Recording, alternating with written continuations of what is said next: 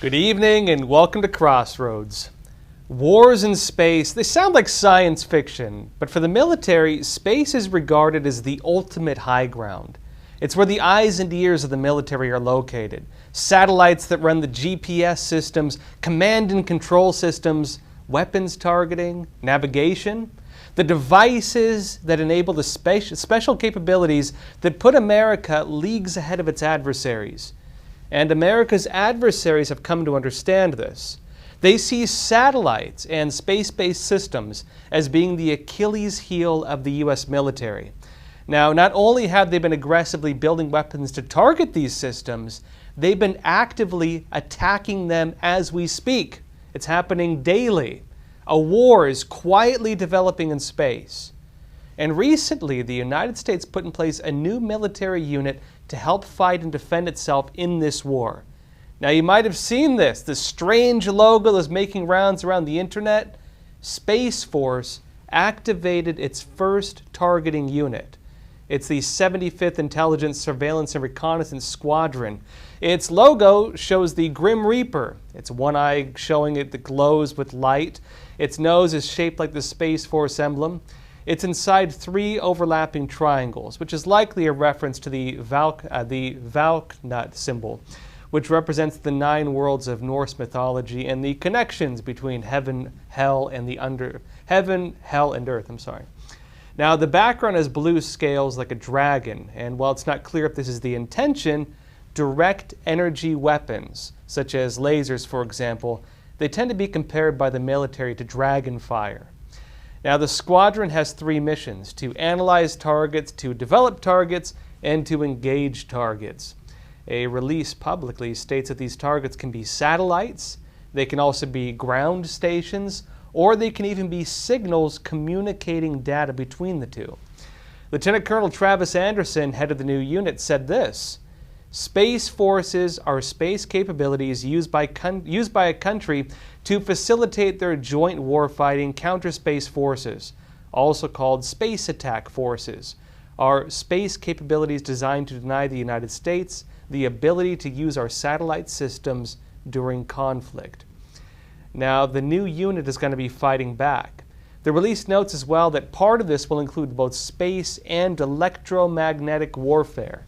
And this is important because when it comes to the next generation of warfare, 2 types of weapons are often discussed. One of them is sonic weapons.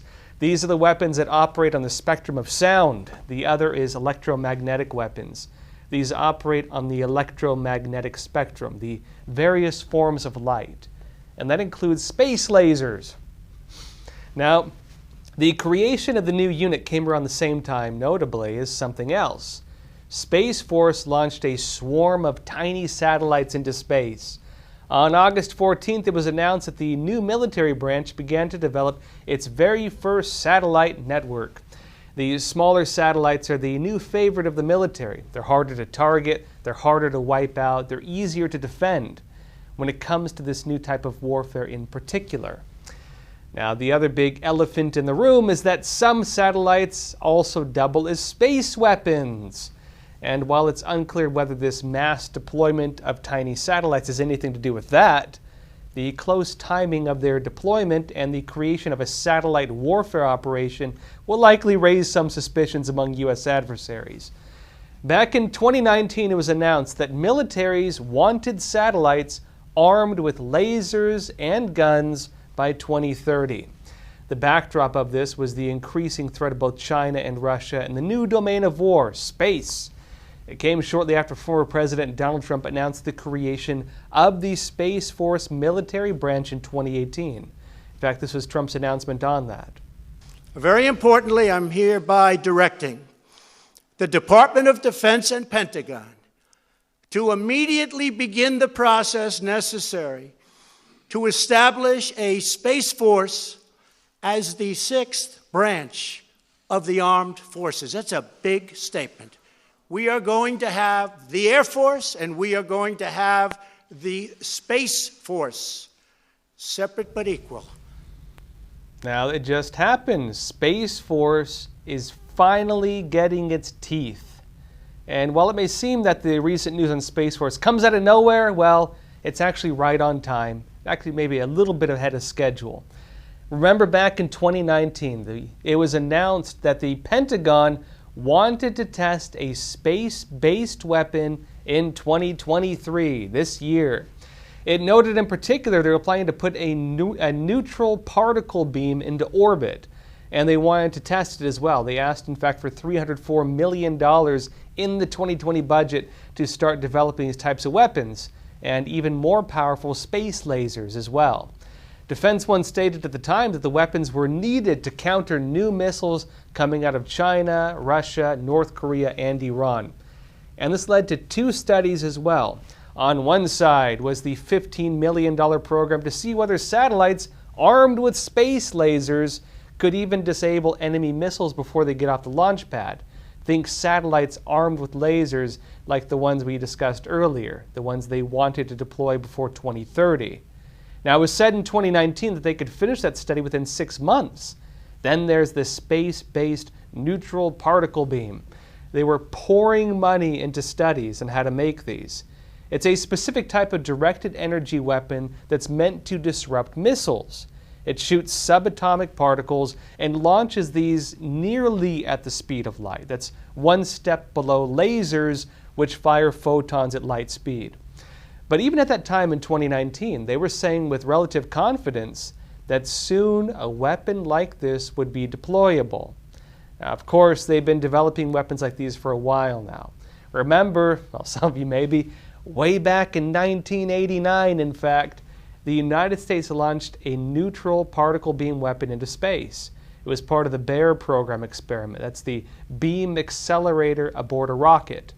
One of the official papers in that system states at the time, 1989, that its aim was to, quote, operate a particle accelerator in space and to study the propagation of a neutral hydrogen beam and to examine the effects of spacecraft charging. Now, around the time the new Space Force Squadron was announced just recently, and when it deployed that swarm of satellites also just recently, the U.S. Missile Defense Agency made some key comments. The agency's director, Laura Desimone, told Defense News that on August 17th that the agency had backed away from laser weapons for years, but these weapons are finally seeing some real progress. She said the technology needed to mature until it could be small enough, light enough, and notably powerful enough to be of use. And it appears we're just about at that stage. It notes as well, the Biden administration even ramped up funding for these weapons programs past couple years. High-energy lasers and microwave weapons in particular. Now, back in 2021, it was announced as well that the Air Force was almost ready to unveil a new secret space weapon. Breaking Defense reported the exclusive report on this. It said the system in question has long been cloaked in the blackest of black secrecy veils. Now, it was rumored to be some kind of weapon capable of destroying a satellite or a spacecraft. But notably, the unveiling of that weapon was awaiting the classification order from the Biden administration. And they answered with new restrictions on space weapons. Well, that's all for YouTube. For the rest of the episode, come join us on Epic TV. They just gave me a strike. YouTube will not let me tell you what's happening in this world. So come join us for 25 cents a week, the price of a gumball at the supermarket, and escape from censorship. There's a lot of stories I cannot talk about on YouTube. They actually just updated their terms of use, and they have all kinds of new categories they're censoring. They're restricting all types of information, almost anything that deviates too much from the official narratives and like the major stories. There's news I cannot tell you on YouTube. Again, they just gave us a strike. They just deleted one of our videos. We have a lot to talk about still today as well. In fact, we have James Lindsay with us. Southern Poverty Law Center has now labeled him General Hate. We'll talk to him about how he feels about that. We'll also be joined by Roger Simon talking about the RNC debates, how Trump decided not to show up, and how Trump is actually holding an interview with Tucker Carlson at the exact same time, and the message that he's sending with that.